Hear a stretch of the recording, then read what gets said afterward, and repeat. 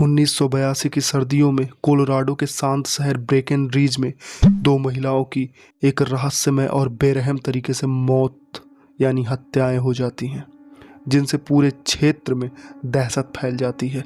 इन महिलाओं के नाम थे बॉबी जो ओबरली और अनेट स्राई। इन दोनों हत्याओं ने न केवल पुलिस और जांचकर्ताओं को बल्कि पूरे शहर को भी चौंका दिया था। इस समय तक इन हत्याओं को सुलझाया नहीं गया था। यह हत्याएं काफी लंबे समय तक कोल्ड केस के रूप में पड़ी रही, लेकिन दशकों के बाद जब फॉरेंसिक और विज्ञान की तकनीक से इस गुत्थी को सुलझाया गया, तो यकीन कीजिए पुलिस और क्रिमिनल साइकोलॉजिस्ट दोनों हैरान रह गए।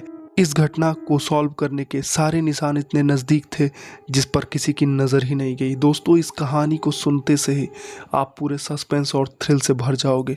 ये कहानी आपको हर पल चौंकाएगी और आपसे मैं ये जानना चाहता हूँ कि जिस समय आपको ये महसूस हो जाए जिस टाइम पे कि यही बंदा कातिल है, मुझे वो वक्त ज़रूर कमेंट में लिख कर बताना। तो चलिए वीडियो को स्टार्ट करते हैं।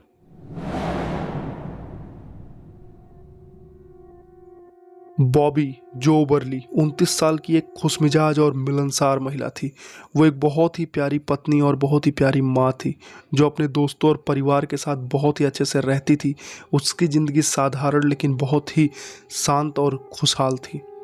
6 जनवरी 1982 की ठंडी रात को वो अपने दोस्तों के साथ एक जगह पर जाती है और वहाँ पर जाकर वो लोग काफ़ी इंजॉय करते हैं। वो लोग काफ़ी ज़्यादा पैग वगैरह लगाते हैं और आपको पता है फॉरेन कंट्रीज़ में ये कॉमन है। और वहाँ पर वो लोग काफ़ी ज़्यादा अपनी ज़िंदगी के बारे में डिस्कशन करते हैं और इस चीज़ पर ओबरली भी बोलती है कि हाँ, मैं भी अपने परिवार में काफ़ी ज़्यादा खुश हूँ, लेकिन कुछ छोटी छोटी चीज़ें मुझे बहुत परेशान करती हैं। और बाकी सारे दोस्त भी ये सारी बातें करते हैं। लेकिन वहाँ से घर लौटने के लिए जब सब तैयार होते हैं, उसी बीच उन्हें पता चलता है कि ओबरली गायब हो चुकी है और उसे काफ़ी ज़्यादा ढूंढा जाता है। वो आसपास कहीं भी नहीं मिलती। लोग थक हार कर घर आते हैं और अगले दिन पुलिस में कंप्लेन कराते हैं। पुलिस कुछ घंटों की रिसर्च के बाद उसको ढूंढ लेती है, लेकिन मरी हालत में। जी हाँ दोस्तों, उसकी लाश एक बर्फीले पहाड़ी के इलाके में मिली। दोस्तों, उसके शरीर पर गोलियों के निशान थे, जिससे ये स्पष्ट हो गया कि उनकी बहुत ही बेरहमी से हत्या की गई थी। दूसरी लड़की जिसका नाम अनेट स्राई, जिसकी उम्र 21 साल थी, वो भी काफ़ी ज़्यादा लोकप्रिय और खूबसूरत महिला थी। जब बॉबी की हत्या हुई तब अनेट एक नर्स बनने की चाहत रखती थी और अपने जीवन में आगे बढ़ने के लिए कड़ी मेहनत कर रही थी, लेकिन उसकी ये यात्रा अचानक ही समाप्त हो गई। 6 महीने के बाद 3 जुलाई 1982 को उसकी भी लाश एक पहाड़ी के इलाके में मिली। अनेट के शरीर पर बहुत से गोलियों के घाव थे और उसकी मौत के हालात भी बहुत ज़्यादा डार्क थे। इन हत्याओं के बाद पुलिस और जांचकर्ताओं ने कई सुराखों का पीछा किया, लेकिन उन्हें कोई भी सुराख कातिल तक ले जाते हुए नहीं दिख रहे थे। पुलिस ने उन एरियो पे काफ़ी ज़्यादा कैंपेन चलाई। पुलिस ने उन जगहों पे काफ़ी ज़्यादा रिसर्च की, आसपास के लोगों से काफ़ी ज़्यादा बातचीत की, लेकिन उन्हें कोई भी सबूत ऐसे नहीं मिल रहे थे जो उन्हें कातिल के पास तक ले जाते हों। ये मामला 1 महीने, 2 महीने, 3 महीने, 1 साल, 2 साल, कई सालों तक एक अनसुलझी पहेली बना रहा और आखिर में पुलिस जब इस केस पर काम करते करते थक गई, तब उन्होंने इसे एक कोल्ड केस के रूप में छोड़ दिया और लोग उसे कोल्ड केस के रूप में जानने लगे। दोस्तों, समय के साथ ये मामला धीरे धीरे ठंडा हो ही रहा था और लोगों की नज़रों से ओझल होने ही वाला था। तभी 21वीं सदी में डीएनए और फॉरेंसिक तकनीक में काफ़ी सुधार हो गए और इन सुधारों से सबसे बड़ा फ़ायदा इस केस पे काम कर रहे अफसरों को मिला। एलन ली फिलिप्स नाम का एक व्यक्ति जिसने इन दोनों हत्याओं को अंजाम दिया था, डीएनए के सबूत के आधार पर इसको गिरफ्तार किया गया और कई सालों तक वह इस अपराध से बचता रहा। लेकिन विज्ञान और जांचकर्ताओं की मेहनत से उसे आखिरकार पकड़ लिया गया। 2021 में फिलिप्स को गिरफ्तार किया गया और उस पर मुकदमे चलाए गए। काफ़ी समय तक ये केस चलता रहा और काफ़ी बाद में उसे दोषी ठहराया गया। इस मामले में उसे उम्र कैद की सज़ा सुनाई गई और जब फिलिप्स से पूछा गया तुमने ये इतने भयानक और ब्रूटल केस को अंजाम क्यों दिया, तो उसका एक ही जवाब था, उसे पर्याप्त महत्व ना मिलना। और इस छोटी सी चीज़ के नाते उसने इन दोनों लड़कियों का अलग अलग समय पर मर्डर किया। क्यों? क्योंकि इन लड़कियों से उसे भाव नहीं मिल रहा था। दोस्तों, एक इंसान का दिमाग किस हद तक जा सकता है और एक इंसान के दिमाग की क्रिएटिविटी निगेटिव और पॉजिटिव दोनों स्तर पर किस लेवल तक जा सकती है, ये केस हमें यही बताने की कोशिश कर रहा है। एक लड़की जो कि अपने परिवार के साथ काफ़ी खुश थी, वो एक अजनबी को भाव नहीं दे रही थी जो कि उसका एक साधारण सा बोले जाने वाला दोस्त था जिसका नाम एलन फिलिप्स है। और वो एलन फिलिप्स उससे भाव पाने के लिए, उससे रिस्पॉन्स पाने के लिए उसका मर्डर कर देता है। और इस हत्या के मात्र 6 महीने बाद वो एक दूसरा मर्डर करता है।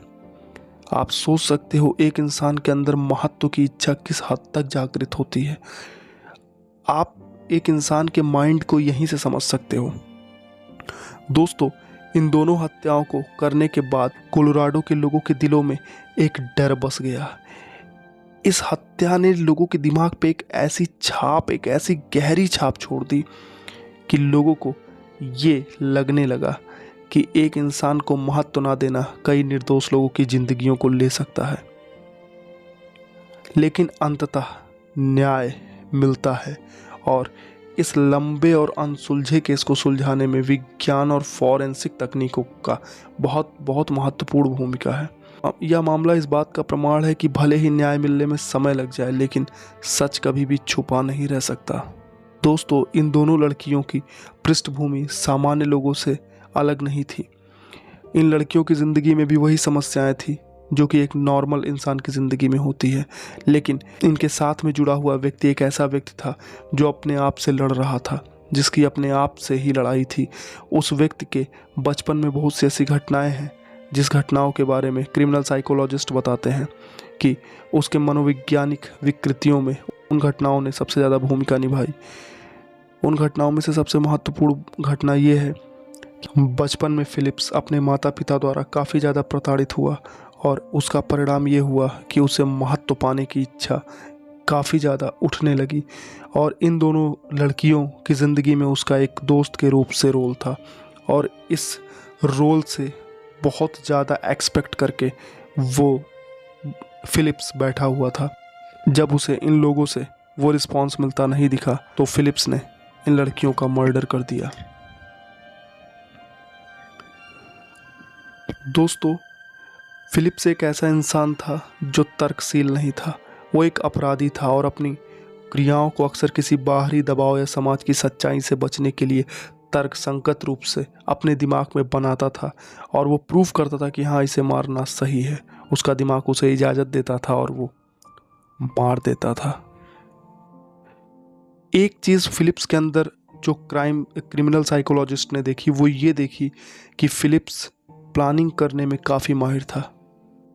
फिलिप्स अपराध के प्रति अपनी रणनीति को बहुत ही अच्छे तरीके से तैयार करता था और उसने इन दोनों मर्डर को करके ये बात प्रूव किया कि उसका दिमाग क्रिमिनलिज्म में काफ़ी ज़्यादा आगे था और वो साधारण लोगों से काफ़ी ज़्यादा शार्प और काफ़ी ज़्यादा बेहतरीन प्लानिंग कर सकता था। इस अपराधी के अंदर लोगों का ध्यान आकर्षित करने की बहुत गहरी योग्यता थी। इस अपराधी ने इन दोनों लड़कियों को अपनी जाल में फंसाया और इसके बाद इनकी ज़िंदगी में एक साधारण दोस्त बन गया। साधारण दोस्त से आगे बनने का इसका प्लान था, लेकिन जब उसे अपने प्लानिंग में कामयाबी दिखती हुई नज़र नहीं आई तब उसने इन लड़कियों से अपनी बातें मनवाने के लिए उन्हें फोर्स करना शुरू किया। और जब इस चीज़ में भी वो नाकाम रहा तो उसने अपने मन को शांत करने के लिए इन दोनों लड़कियों की हत्या कर दी।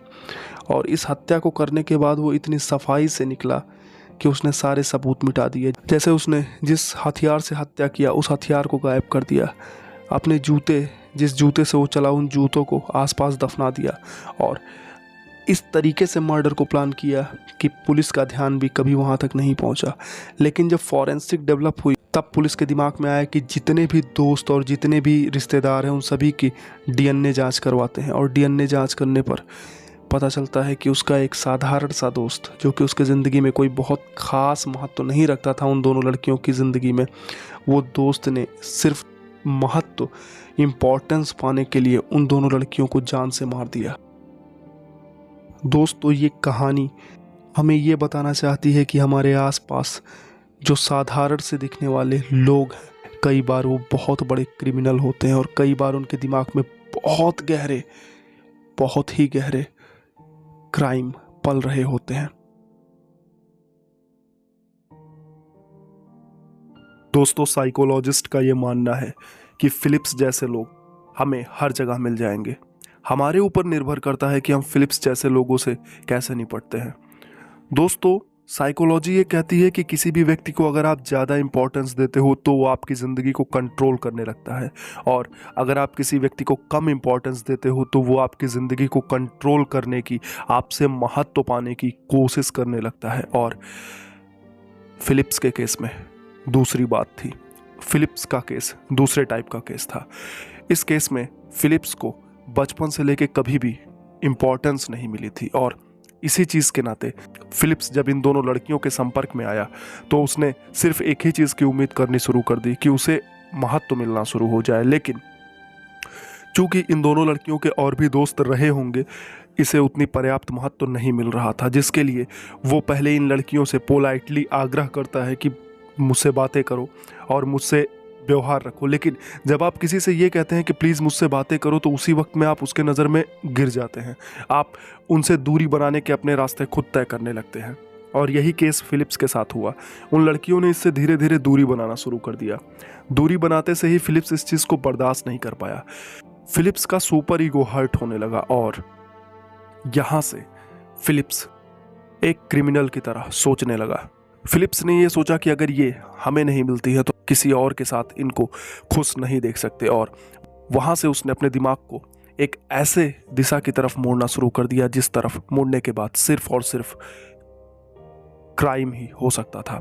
और उसने वो क्राइम किया भी। इन दोनों लड़कियों को जान से मारने के बाद फिलिप्स के दिल में कोई भी अफसोस नहीं था, क्योंकि फिलिप्स का ये कहना था कि जो मुझे इंपॉर्टेंस नहीं दे सकते मैं उनको जिंदा नहीं रहने दूंगा। और ये सोच रखकर फिलिप्स ने इन दोनों लड़कियों का कत्ल कर दिया। साइकोलॉजी कहती है कि अगर आप अपनी जिंदगी में कुछ भी करना चाहते हो तो इस तरह के विचारों से आपको बचना होगा। आप अगर अपनी जिंदगी में किसी से महत्व नहीं पा रहे हो तो ये उस व्यक्ति की प्रॉब्लम है, आपकी नहीं। आप अपनी जिंदगी में खुश रह सकते हो, आप खुश रहने का चुनाव कर सकते हो, क्योंकि खुशी एक पर्सनल थिंकिंग है। खुशी किसी और के द्वारा महत्व पाके या किसी और के द्वारा इंपॉर्टेंस पाके आपको नहीं मिलती। हाँ, डेफिनेटली अगर दूसरे आपको पसंद करते हैं तो आप अपने बारे में अच्छा महसूस करते हो, लेकिन इसका ये मतलब कभी भी नहीं होता कि आप दूसरों से अपने आत्मसम्मान, अपनी आत्म अवधारणा को जोड़ लीजिए। दोस्तों, आपको अपने जैसा बनना है, किसी और के जैसा नहीं। और आप अपने आप को सिर्फ और सिर्फ एक चीज़ पे फोकस कीजिए कि मैं आज जैसा हूँ मैं इससे बेटर बनने का कोशिश करूं, और यहीं से आपकी प्रगति और यहीं से आपकी ज़िंदगी में अच्छी सोच की शुरुआत होती है। दोस्तों, कुछ किताबें होती हैं जो आपकी ज़िंदगी में बहुत ज़्यादा इम्पॉर्टेंट रोल निभा सकती हैं। उन किताबों में से कुछ ऐसी किताबें हैं जो किताबें आपकी ज़िंदगी को बदलने का दम रख सकती हैं, और उनमें से कुछ किताबें मैं आपको सजेस्ट कर रहा हूँ। आप उन किताबों को ज़रूर पढ़िए। दोस्तों, इन किताबों में 5 किताबें हैं जिनको मैंने डिस्क्रिप्शन में दिया हुआ है। इनमें से आप 5 किताबें पढ़िए, और अगर पॉसिबल ना हो तो आप कम से कम साइको साइबरनेटिक्स और मैक्सिमम अचीवमेंट, ये दोनों किताबें ज़रूर पढ़िए। ये दोनों किताबें आपको ज़िंदगी में आपके दिमाग को और आपकी ज़िंदगी को जीने के तरीके को चेंज करने में काफ़ी हेल्प करेंगी। आप अगर अपनी ज़िंदगी में तरक्की चाहते हो तो आपको सबसे पहले अपने विचारों को बदलना शुरू करना होगा, और विचारों को बदलने के लिए आपको गाइड की ज़रूरत होती है, और गाइड का रोल ये किताबें आपकी ज़िंदगी में निभा सकती हैं। ये किताबें बहुत शानदार हैं। मेरे द्वारा पढ़ी गई हज़ारों पुस्तकों में से ये 5 किताबें ऐसी हैं जिन्होंने मेरी ज़िंदगी में काफ़ी पॉजिटिव रोल निभाया है। तो मैं आपको भी सजेस्ट करूँगा कि आप इन किताबों को एक बार ज़रूर पढ़िए। और दोस्तों, हम क्राइम स्टोरीज इसलिए सुनते हैं क्योंकि हम उनसे सीख ले सकें और अपने आप को सुरक्षित कर सकें। उनसे हमें डिस्टर्ब नहीं होना चाहिए। चलिए, नेक्स्ट वीडियो में आपसे मुलाकात होती है, और अगर वीडियो पसंद आई हो तो एक प्यारा सा कमेंट करो, और वीडियो को लाइक करो, चैनल को सब्सक्राइब करो। चलिए दोस्तों, मिलते हैं नेक्स्ट वीडियो में। तब तक के लिए wish you all the best. Thank you so much. Bye bye.